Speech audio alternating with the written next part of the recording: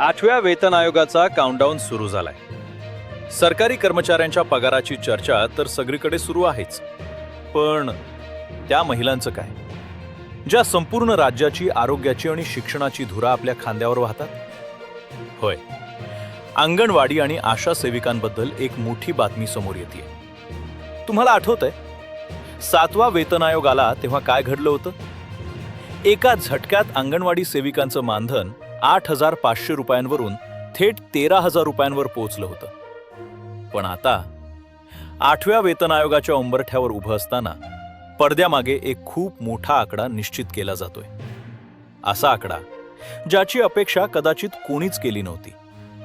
सूत्र आणि जुन्या पॅटर्ननुसार यावेळेस मानधनाचा असा टप्पा गाठला जाणार आहे जो थेट महागाईला मात देईल.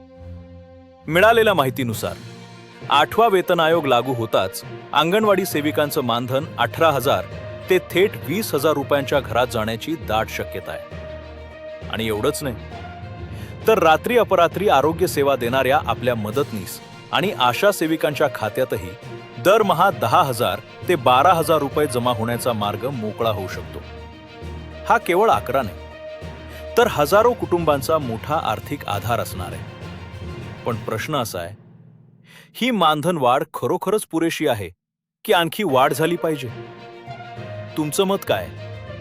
खाली कमेंटमध्ये नक्की सांगा. आणि अशाच सर्वात आधी मिळणाऱ्या अपडेटसाठी चॅनलला सबस्क्राईब करायला विसरू नका.